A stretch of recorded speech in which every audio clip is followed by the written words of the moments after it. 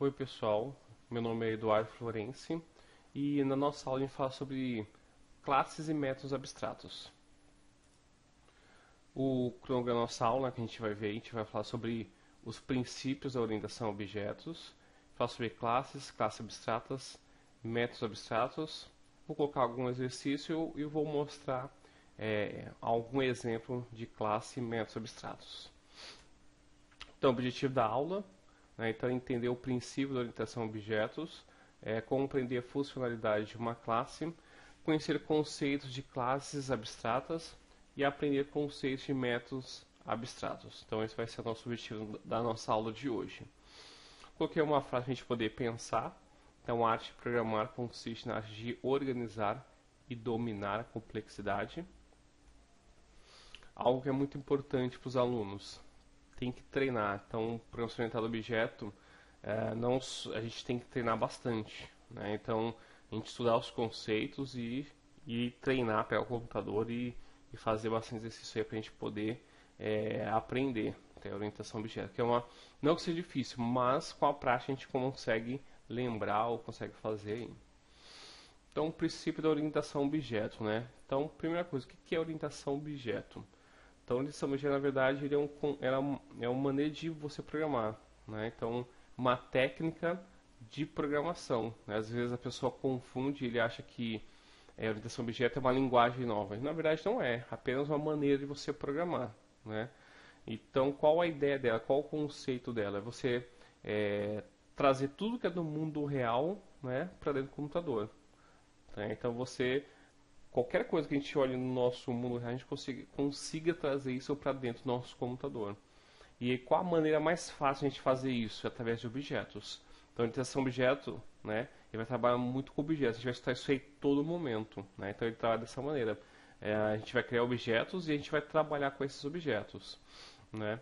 Qual a vantagem de você utilizar dessa maneira, né? Então, quando for fazer uma implementação num sistema ou quando você for fazer manutenção, facilita bastante, né? Então, na hora de você implementar, colocar alguma coisa nova, você vai ver que você utilizando a orientação a objeto vai ficar bem mais fácil, né? Então, a ideia de trabalhar com orientação a objetos é fazer reaproveitamento do código, tornando mais limpo e organizado, facilitando futuras manutenções. Então, essa é uma das grandes vantagens da gente utilizar a orientação a objeto, seria o reaproveitamento do código, né? Deixar mais organizado o seu código, mais limpo, né? Você vai perceber que vai ter menos linhas de código, né? E como eu disse, para você implementar ou para você poder fazer uma manutenção vai ficar bem mais prático. Então eu falei dos objetos, né? Então que a programação orientada a objetos trabalha com objetos, né? Que é o que a gente vai trabalhar. Só que eu não consigo criar um objeto de repente, nada, né? Para criar um objeto, eu preciso de uma classe. Então, classe na verdade é como se fosse um molde que através dessa classe eu consigo criar os objetos. É mais ou menos igual uma montadora. Eu tenho o carro, né? E eu tenho um projeto.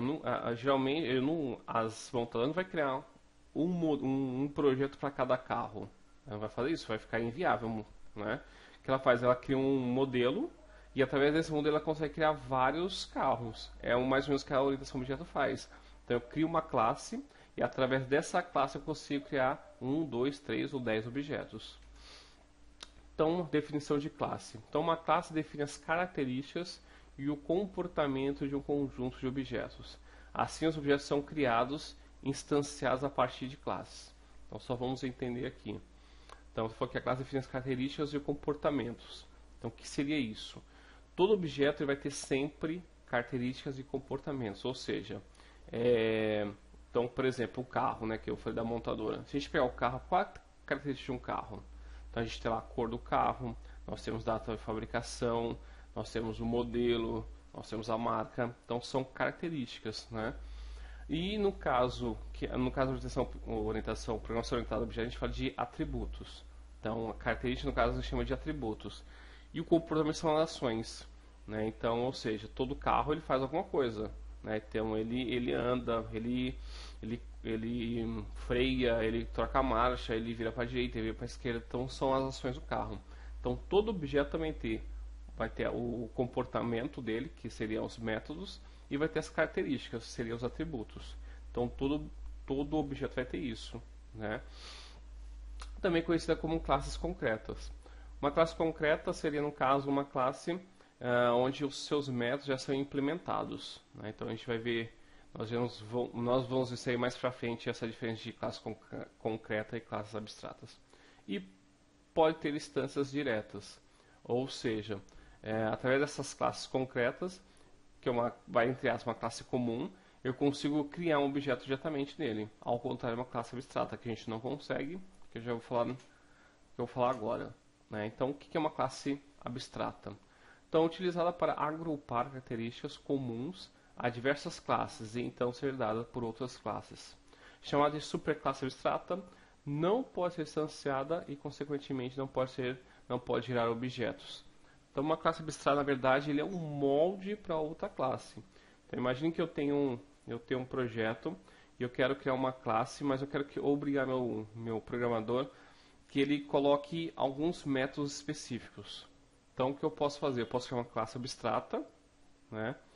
E nessa classe abstrata, toda vez que qualquer classe herdar essa classe abstrata, obrigatoriamente ela vai ter que implementar todos os métodos que tem lá dentro, né? Então, ou seja, ele faz um molde para outras classes, né? Vai criar um molde, na verdade vai criar uma forma, e aí a pessoa vai ter que implementar, né? Então a gente pode encontrar também isso como nome superclasse abstrata. E outra coisa importante, uma classe abstrata ela não pode gerar objetos. Então, ou seja, tem uma classe abstrata, eu não posso criar um objeto, né, diretamente da classe abstrata. Eu tenho que criar uma outra classe para poder criar um objeto desse tipo de classe. Então, ou seja, ele é como se fosse realmente um molde. Então, eu crio um modelo, né, que eu quero que todas as classes que for dar tenham essa estrutura, né, então, para poder ser utilizada. Então, eu tenho uma classe abstrata, eu tenho que criar uma outra classe e herdar dessa classe para a gente poder criar um objeto. E suas subclasses devem declarar as partes ausentes para tornarem-se classes concretas, a partir das quais você pode instanciar objetos. Então, ou seja, as classes que vão dar têm que implementar essa classe, né? A gente tem que programar da maneira que a gente precisa. Pode ter apenas instâncias indiretas, né? Este conceito está presente em todas as linguagens que são orientadas a objetos. Então, é um conceito que a gente conta em todas as linguagens. E temos os métodos abstratos, que na verdade é um método, né, que você declara só o nome dele e se tem parâmetros, só isso. Ele é implementado sempre na classe que vai herdar. Então, toda classe que for herdar, obrigatoriamente, se eu tiver um método abstrato, ela vai ter que implementar. Então, ela vai ter que colocar exatamente o nome igual, né? E vai ter que, se tiver algum parâmetro, vai ter que colocar o parâmetro, ele vai ter que declarar igualzinho e aí vai implementar. Então, trata-se de um método declarado e não implementado da classe mãe. São aqueles que não possuem código e devem ser implementados em classes concretas que herdem da classe abstrata. Método abstrato só pode ser colocado dentro de uma interface ou dentro de uma classe abstrata. Então, algo importante, um método abstrato ele só pode ser inserido dentro de uma classe abstrata ou dentro de uma interface. Eu não consigo criar um método abstrato dentro de uma classe concreta. Tá? Toda classe que possui pelo menos um método abstrato é uma classe abstrata, mas uma classe pode ser abstrata sem possuir nenhum método abstrato. Então, só vamos entender. Então, uma classe abstrata ela pode ter métodos comuns, normal, e eu posso ter uma classe abstrata, né, sem problema nenhum. Ou eu posso ter nenhuma. Necessariamente, as classes abstratas vão ter métodos abstratos, não é obrigatório, né? Para que uma subclasse de uma classe abstrata seja concreta, ela deve obrigatoriamente apresentar implementações concretas para todos os métodos abstratos de sua superclasse. Então, ou seja, todas aquelas classes que herdarem dessa classe abstrata você tem que implementar. Isso é obrigatório. E aí, só para a gente poder entender melhor, né, eu coloquei 2 exemplos aqui para a gente entender. Então, classes abstratas. Então, na verdade, para a gente poder criar uma classe abstrata, só basta a gente colocar o abstract aqui, né? Então, eu estou dizendo que estou criando uma classe, tem que ser público, obrigatoriamente. né? Ela tem que ser pública. Coloco abstract class conta, ou seja, estou criando uma classe do tipo abstrata do nome conta. E aí o método, né? Ah, quero fazer um método abstrato. Então, praticamente a mesma coisa, só que eu criei aqui abstract. Coloco abstract. Então tem que ser público também, né? Então eu crio um método público, digo que ele é abstract do tipo boolean, né? E o nome sacar. Ele passa um parâmetro aqui, no caso, um caso tipo double. E para a gente poder utilizar, né? Então aqui eu tenho dois exemplos. Então, imagine que eu criei aqui uma classe do tipo conta especial, nome conta especial, né? Esse extend quer dizer que está herdando. Então a conta especial está herdando de conta, né? Então tudo que tiver em conta ele vai herdar. Como eu tenho lá um método abstrato com o nome de sacar, eu tenho que criar ele aqui, ó. Eu tenho que criar, senão dá erro aqui é a minha classe. Então eu criei aqui o sacar, né?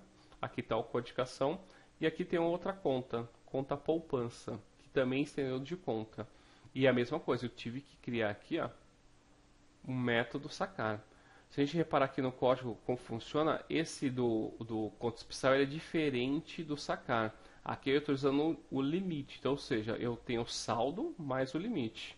Na verdade, acontece na sua conta aí corrente, né? Você tem lá R$1.000, tem um limite mais 1.000, então você pode sacar até R$2.000. Na poupança, não, só o que você tem na conta, né? Então, é o mesmo nome de método, né? Mas tem funções diferentes, né?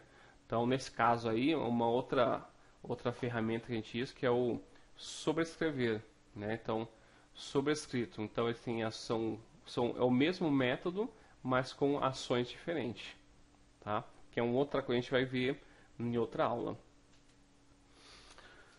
Exercício, né? Eu costumo sempre passar exercício prático, exercício teórico, né? Em cada tema aí de aula. Isso é importante para o aluno praticar. As referências, né? Então, eu tirei essa apresentação. Ao contato, se eu tiver alguma dúvida, até material também, então tem meu e-mail. Esse Nerdstay é um site, um blog que eu tenho onde eu coloco bastante material. Para os alunos, se tiver alguma dúvida, né, eles podem pesquisar. Eu tenho também um canal no YouTube, né, que eu crio os vídeos também, coloco lá para postar para o pessoal também assistir os vídeos. Então, eu criei 3 vídeos sobre essas aulas, então todos os temas da aula tem o vídeo e a sala virtual. Eu também acho interessante, que é uma ferramenta do Google, onde você pode interagir com o aluno, né, sem ser fora da aula, porque às vezes você tem aula uma vez por semana, então às vezes o aluno tem uma dúvida, só daqui a uma semana que ele vai conseguir essa dúvida, né? E então aqui dentro a gente consegue interagir um pouco mais com os alunos, eu posso passar alguma atividade extra para o aluno, então se o aluno faltou, se o aluno tem ele precisa recuperar alguma matéria, eu consigo passar por aqui, então é uma ferramenta super interessante. Posso postar também material, então você pode interagir com o aluno, né, sem ser fora da sala de aula.